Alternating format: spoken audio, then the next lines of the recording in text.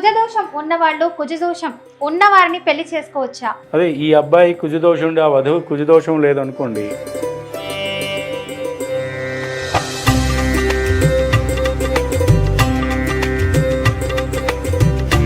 అంటే పరిహారాలు ఏం చేసుకుంటే మంచిదంటారు వాళ్ళకి? ఇవన్నిటికన్నా మంచి పరిష్కారం ఏమిటంటే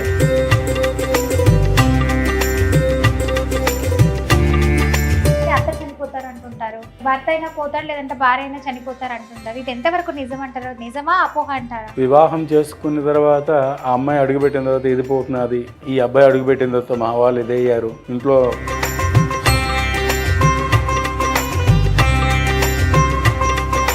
ఇటు 7 తరాలు అటు 7 తరాలు చూడాలంటారు, ఇలా చూసుకోవాలంటారా? ఈ కాలంలో 7 తరాల్లో ముందు పుట్టే తాత పేరే చెప్పలేం. అవును, ఇంకా 7 తరాలు వాళ్ళు ఎక్కడున్నారు 3 తరాలు 2 తరాలు అంటే తెలుస్తే కానీ 7 అన్నది కొంచెం కష్టం. తెలియదు. కాబట్టి అంటే లగ్జరియస్ కి పోయి కుటుంబాలని చూసుకోకుండా తిన్నారా ఓకే నీ ప్రేమానురాగాలు ఉండవు, ఆప్యాయతలు అది అంటున్నారు. వాస్తవం అమ్మా.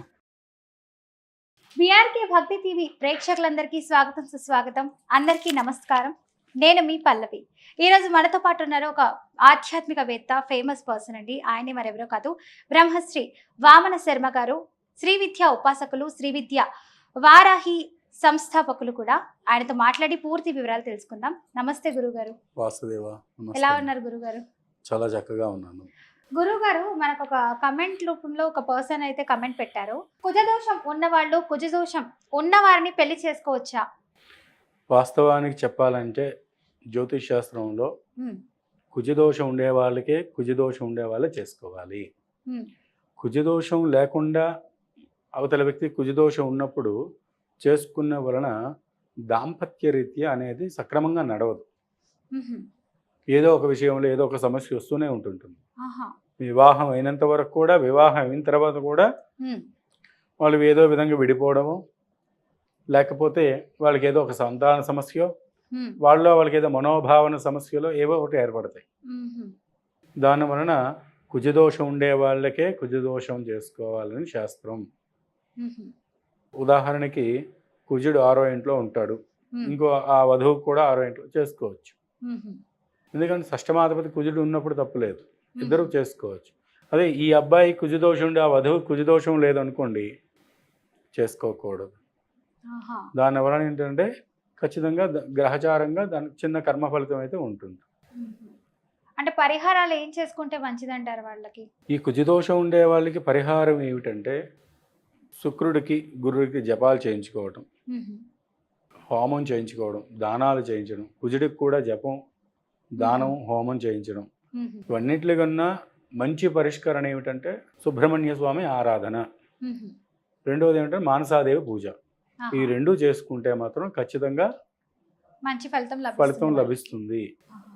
ఇంకా గురుగారు, చాలా మంది ఎలా అంటే పెళ్లిళ్ళు చేసుకుంటున్నారు, ఇంట్లో అత్త వాళ్ళ అని చెప్పి కొంతమంది అత్త చనిపోతారు అంటుంటారు, ఇంకొంతమంది భర్త అయినా పోతాడు, లేదంటే భార్య అయినా చనిపోతారు అంటుంటారు. ఇది ఎంతవరకు నిజం అంటారు? నిజమా అపోహ అంటారా?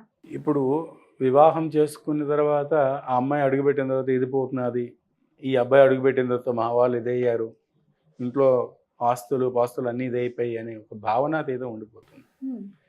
అంటే ఒకరిని మనం వాస్తవానికి అయితే నిందించకూడదు. అది కాలక్రమేణ ప్రకారం ఏది జరగాలందో అదే జరుగుతుంది. కానీ అలాంటిది నిజాన్ని నమ్మరు కదా, తీసుకోరు కదా. పూర్వం పెద్దలు ఏమనేవాళ్ళు అంటే శాస్త్ర ప్రమాణంగా గొడ్డొచ్చే వేళ బిడ్డొచ్చే వేళ అనేవారు. ఏంటి గురుగారు? గొడ్డొచ్చే వేళ బిడ్డొచ్చే వేళ. గొడ్డు అంటే ఏమిటి? పశు సంపద. ఒక గోమాతను తెచ్చుకొని పెట్టిన తర్వాత ఆ గోవు నుంచి 100 గోవులు సంపాదన వస్తుంటుంది. ఒక భార్యని వివాహం చేసుకుని సంతానాభివృద్ధి తన వంశాన్ని నుంచి పెడుతుంది. బిడ్డ పుట్టిన తర్వాత తండ్రికి కానీ తల్లికి కానీ కొన్ని మంచి జరుగుతుంది.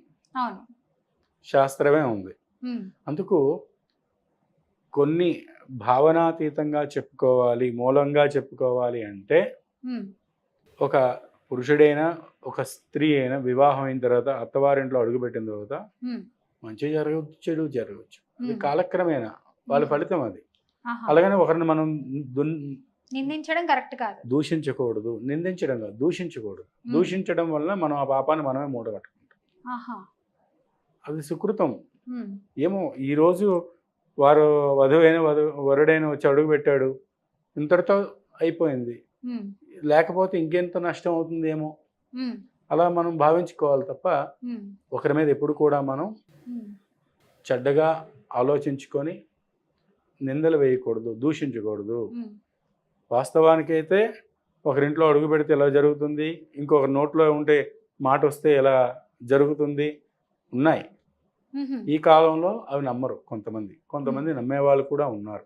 ఉమ్, అత్తకి మామకి పడకపోవడం, కోడలికి అత్తకి పడకపోవడం, అల్లుడికి కోడలు, అది జాతకరీత్యా 80% అయితే ఉమ్, మన యొక్క ఆలోచన భావన వలన కూడా ఇలాంటి సమస్యలు వస్తాయి.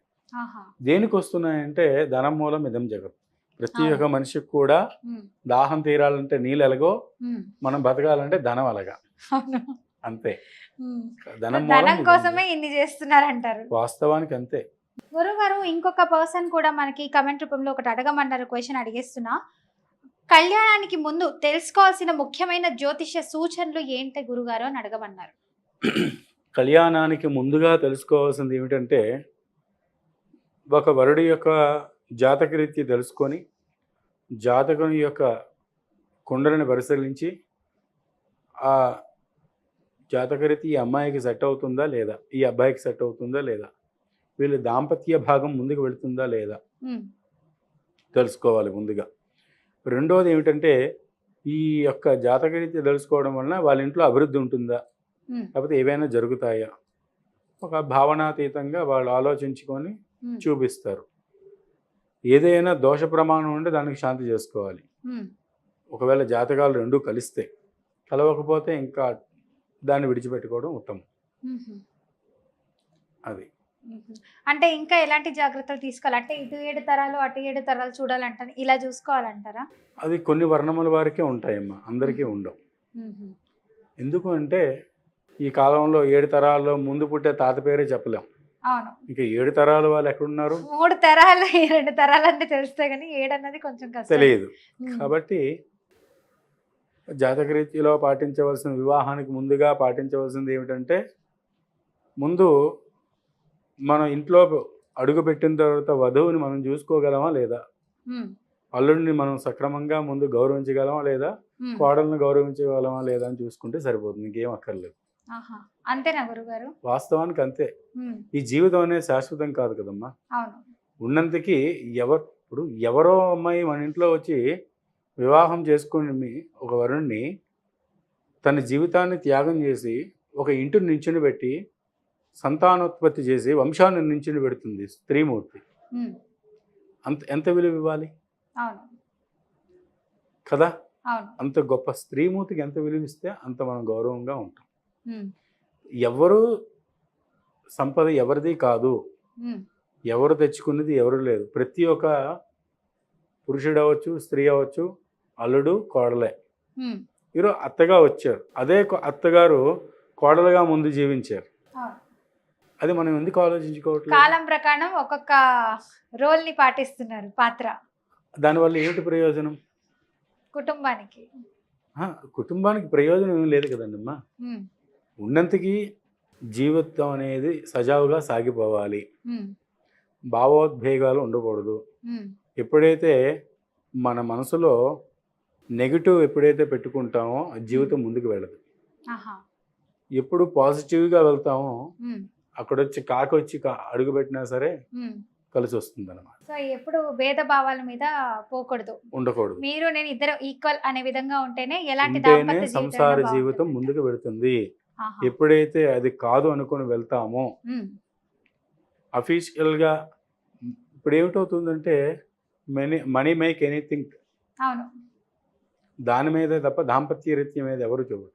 ఉమ్, మెయిన్ పూర్వకాలంలో ఏమిటి చేసేవాళ్ళు, ఇలాంటి కుటుంబ సమస్యలు రాకుండా ఉమ్, పెద్దలు పచ్చడి రుబ్బడానికి రోళ్ళు ఉండేవి, ఉమ్, కష్టం తెలిసేది. ప్రొద్దున్న లేచి గోసాలు తుడిచేవాళ్ళు, కష్టం తెలిసేది. ఉమ్, ప్రొద్దున్న లేచి కట్టెల పొయ్యి మీద వంట చేసేవాళ్ళు, కష్టం. అంటే ఈ కష్టం అంతా పడుతూ ఏమిటవుతుందంటే జీవితాన్ని కొనసాగించుకొని సుఖంగా వెళ్ళేవారు. ఉమ్, ఇప్పుడు బట్టలు ఉతకాలంటే వాషింగ్ మిషను, ఉమ్. వంట చేయాలంటే గ్యాస్ శ్రమ స్టవ్ లేకుండా చిటికలో అయిపోతున్నాయి అయిపోతున్నాయి.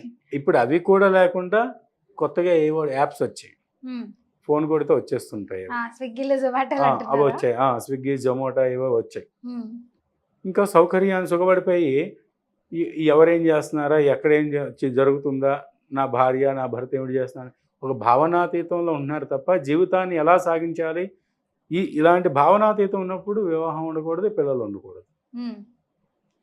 ఇలా జరగడం వలన అంటే లగ్జరియస్ కి పోయి కుటుంబాలని చూసుకోకుండా తిన్నారా ఓకే అని ప్రేమ అనురాగాలు ఉండవు, ఆప్యాయతలు అది అంటున్నారు. వాస్తవం అమ్మా. ధన్యవాదాలు గురుగారు. వాసుదేవ.